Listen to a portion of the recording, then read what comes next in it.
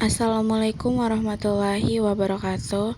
Saya Febrizia Putri Nazul dengan NIM 20230501030339 membuat video ini guna untuk menyelesaikan ujian akhir semester dari matkul akuntansi manajemen. Baik, saya akan memberitahu tentang apa saja yang akan saya bahas di video ini, yaitu yang pertama adalah analisis pengambilan keputusan produksi, yang kedua sistem manajemen biaya dan activity based management, yang ketiga adalah standar costing dan pengukuran kinerja manajemen, yang keempat adalah sistem penganggaran fleksibel dan support activity cost, yang kelima adalah akuntansi pertanggungjawaban dan total quality management, dan yang kelima adalah investment center and transfer pricing. Yang terakhir adalah hybrid product costing. Baik, ini adalah materi dari kelompok 7 sampai dengan kelompok 13. Saya akan menjelaskan satu persatu secara singkat namun jelas. Baik, yang pertama adalah analisis pengambilan keputusan produksi. Baik, poin pertama adalah pengambilan keputusan jangka pendek. Pengambilan keputusan jangka pendek atau yang juga dikenal sebagai tactical decision making merupakan pengambilan keputusan berskala kecil dengan tujuan memilih di antara beberapa alternatif strategi untuk mencapai keunggulan kompetitif jangka panjang. Nah, menurut Mulyadi, terdapat 4 kategori keputusan jangka pendek, yakni membeli dan membuat sendiri atau make or buy decision, kemudian menjual atau memproses lebih lanjut suatu produk atau sell or process further. Yang ketiga adalah menghentikan atau melanjutkan produksi produk tertentu atau stop or continue product line. Yang terakhir adalah menerima atau menolak pesanan khusus atau special order decision. Baik, selanjutnya teori pengambilan keputusan dalam manajemen. Teori pengambilan keputusan dalam manajemen ada dua, yaitu keputusan rutin dan juga keputusan tidak rutin. Kemudian time management, konsep-konsep biaya dalam pengambilan keputusan jangka pendek, yaitu sunk cost, opportunity cost, relevant cost. Oke, next, metode harga pokok biaya produksi. Metode harga pokok biaya produksi ini merupakan cara-cara dalam menghitung unsur biaya yang dikumpulkan untuk setiap prosesnya ke dalam harga pokok produksi. Metode variable costing yaitu metode penentuan harga pokok produksi yang hanya membebankan biaya produksi variabel saja. Sedangkan metode full costing adalah konsep penentuan harga pokok penuh yang membebankan semua elemen biaya produksi, baik biaya produksi tetap maupun biaya variabel ke dalam harga pokok produk. Baik, selanjutnya adalah sistem manajemen biaya dan activity based management. Di sini kita akan membahas apa sih itu sistem manajemen biaya. Jadi, sistem manajemen biaya itu adalah pendekatan untuk merencanakan, mengendalikan, dan menyatukan pengeluaran biaya dalam organisasi. Tujuan utamanya adalah memastikan biaya digunakan secara efisien dan sesuai anggaran. Kemudian komponen utama sistem manajemen biaya yaitu perencanaan sumber daya, perkiraan biaya, penganggaran, dan juga kontrol biaya. Kemudian strategic cost management atau SCM berisi tentang analisis posisi strategis, analisis pendorong biaya, dan analisis rantai nilai. Dan activity based management atau ABM adalah pendekatan yang berfokus pada pengelolaan aktivitas untuk meningkatkan nilai bagi pelanggan dan laba perusahaan. Hubungan dengan ABC ini adalah ABM adalah kelanjutan dari activity based costing, berfokus pada efisiensi dan efektivitas aktivitas. Kemudian tujuan dari ABM itu sendiri adalah mengidentifikasi dan menghilangkan aktivitas yang tidak bernilai tambah, kemudian meningkatkan nilai produk atau jasa untuk konsumen. Langkah-langkah dalam ABM adalah identifikasi aktivitas, penilaian kinerja aktivitas, dan pengukuran biaya aktivitas. Kemudian manfaat ABM adalah meningkatkan pemahaman tentang biaya, memungkinkan alokasi sumber daya yang lebih efektif, meningkatkan profitabilitas dengan mengurangi biaya tidak perlu. Kemudian materi ketiga adalah standar costing dan pengukuran kinerja manajemen. Pengertian standar costing dan pengukuran tenaga kerja adalah standar costing itu atau biaya standar adalah metode akuntansi biaya yang digunakan untuk mengukur dan mengendalikan biaya produksi dengan membandingkan biaya aktual dengan biaya standar yang telah ditentukan sebelumnya.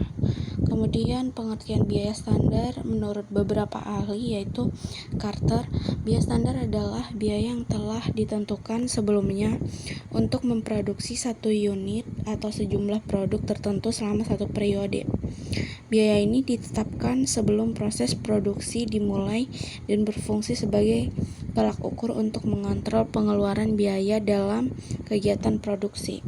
Kemudian jenis-jenis biaya standar yaitu menurut Mulyadi dalam buku akuntansi biaya, standar dapat digolongkan atas dasar tingkat ketaatan dan kelonggaran sebagai berikut. Yang pertama standar teoritis, yang kedua standar biaya waktu yang lalu, yang ketiga adalah standar normal, dan yang terakhir adalah standar pelaksanaan terbaik.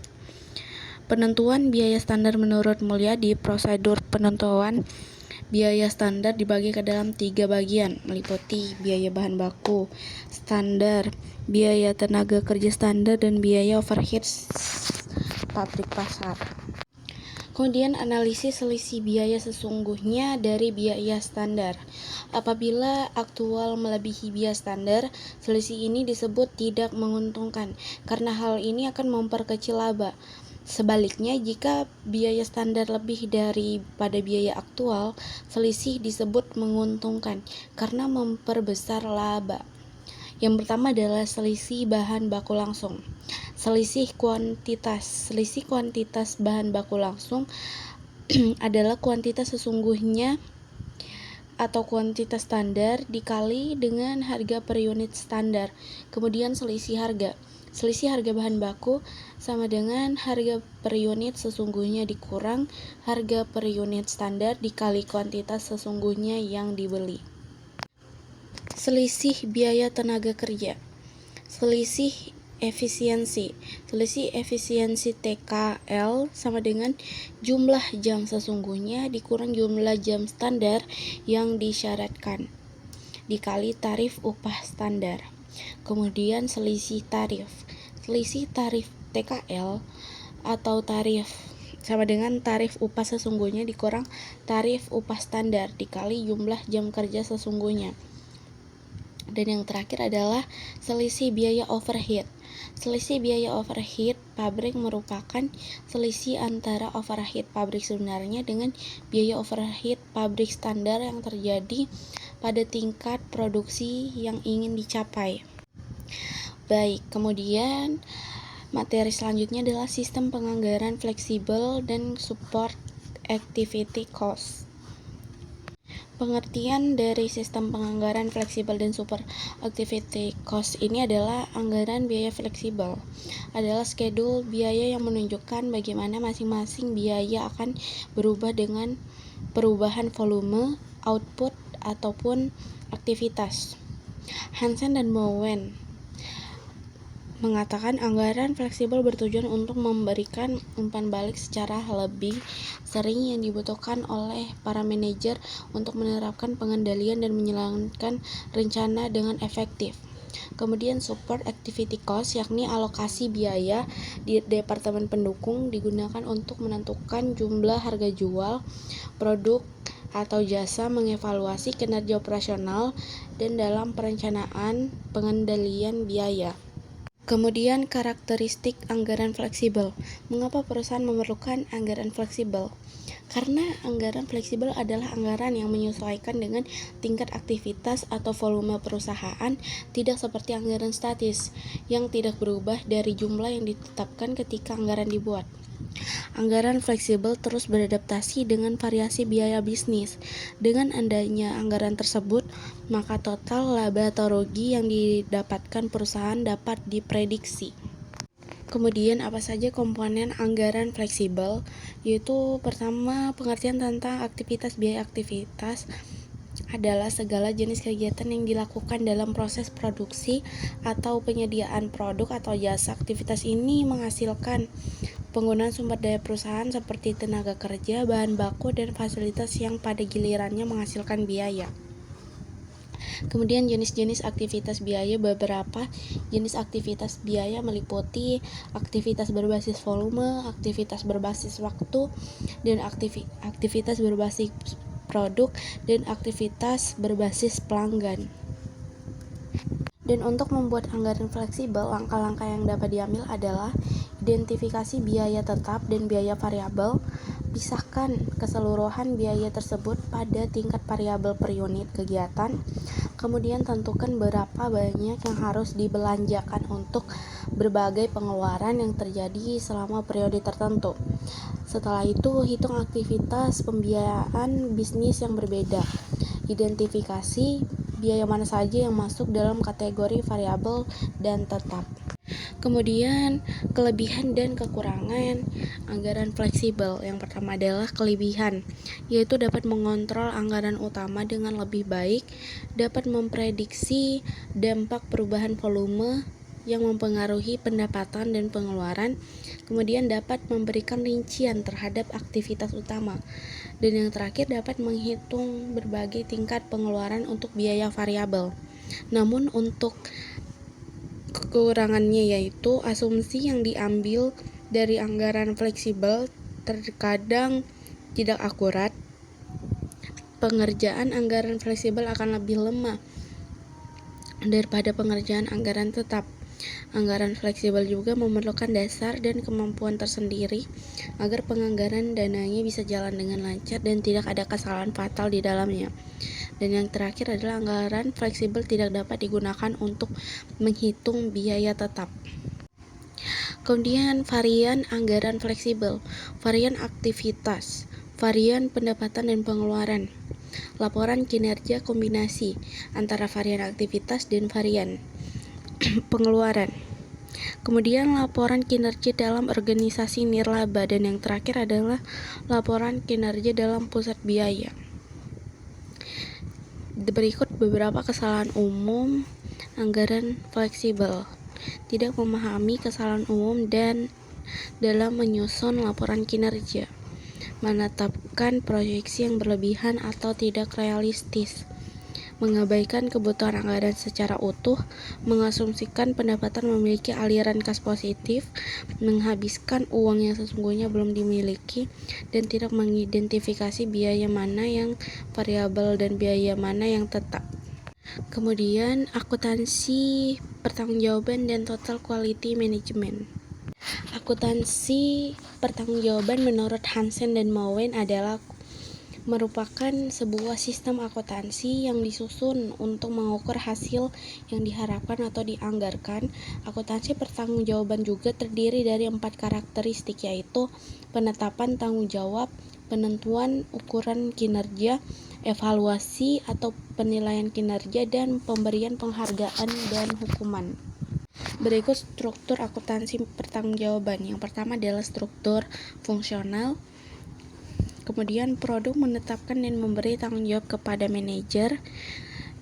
Kemudian struktur geografis menetapkan dan memberi tanggung jawab kepada manajer. Namun menurut Mulyadi, syarat-syarat untuk dapat mengatakan akuntansi pertanggungjawaban dilaksanakan dengan baik sebagai berikut: struktur organisasi, anggaran biaya, pemisahan biaya antara biaya terkendali dan tidak terkendali, sistem kode rekening, dan pelaporan biaya. Jenis-jenis pusat pertanggungjawaban yaitu pusat biaya atau expenses center, kemudian pusat pendapatan atau revenue center, kemudian pusat laba atau profit center, dan yang terakhir adalah pusat investasi atau investment center. Total quality management merupakan pendekatan untuk meningkatkan efektivitas dan fleksibilitas bisnis secara keseluruhan. Menurut Oakland, bahwa total quality management atau TQM merupakan pendekatan untuk meningkatkan efektivitas dan fleksibilitas bisnis secara keseluruhan. Pengertian investment center adalah salah satu bagian atau unit dalam struktur organisasi yang memiliki tanggung jawab untuk mengelola aset perusahaan serta mengukur kinerja berdasarkan hasil laba yang dihasilkan dari investasi yang dilakukan. Berbeda dengan unit seperti cost center yang fokus pada pengelolaan biaya atau profit center yang hanya berorientasi pada penghasilan laba. Investment center melibatkan pengelolaan aset serta evaluasi laba relatif terhadap modal yang digunakan. Berikut ada 5 peran-peran utama investment center. Yang pertama, optimalisasi pemanfaatan aset, kemudian pengukuran kinerja divisi, pengambilan keputusan strategis, meningkatkan akuntabilitas dan transparansi, kemudian mendorong inovasi investment. Kemudian manfaat strategis investment center itu sendiri adalah efisiensi operasional, keunggulan kompetitif, peningkatan pengawasan. Selanjutnya materi investment center dan transfer pricing. Metode yang digunakan dalam transfer pricing adalah comparable uncontrolled price (COP) method, kemudian resale price method, kemudian cost plus method, dan transactional net margin method atau TNMM, dan yang terakhir adalah profit split method. Hubungan antara investment center dan transfer pricing dalam meningkatkan efisiensi dan efektivitas organisasi adalah investment center sebagai unit akuntabilitas, transfer pricing sebagai instrumen alokasi sumber biaya, hubungan untuk meningkatkan kinerja keuangan, optimalisasi keputusan investasi, pengaruh terhadap motivasi dan akuntabilitas, efek regulasi pajak. Berikut adalah beberapa tantangan utama yang dihadapi, yaitu kompleksitas peraturan pajak, kesulitan menentukan harga wajar, risiko penghindaran pajak dan audit pajak, konflik antar yurisdiksi, keterbatasan sumber daya internal, dan tekanan reputasi. Baik, kita sampai pada materi terakhir, yaitu hybrid product costing. Hybrid product costing adalah metode perhitungan biaya produk yang menggabungkan dua pendekatan utama dalam sistemnya, yaitu job order costing dan proses costing. Hybrid product costing muncul sebagai solusi untuk perusahaan yang beroperasi di kedua jenis proses produksi, yaitu yang memproduksi barang dan pesanan khusus sekaligus.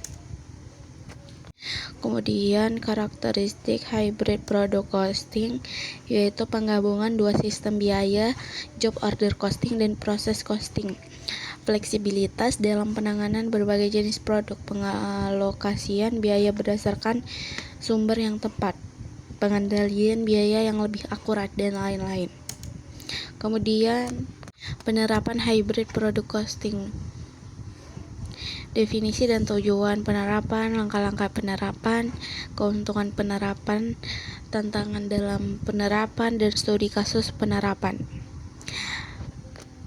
Selanjutnya, kelebihan penerapan hybrid product costing, yaitu akurasi biaya yang lebih tinggi, fleksibilitas dalam mengelola biaya, pengendalian biaya yang lebih baik, meningkatkan transparansi dan pengambilan keputusan, peningkatan margin keuntungan. Kemudian kekurangannya adalah kompleksitas pengelolaan biaya implementasi yang tinggi, kesulitan dalam pengalokasian biaya overhead, keterbatasan dalam penanganan biaya khusus, dan yang terakhir adalah kebutuhan pembaruan sistem secara berkala.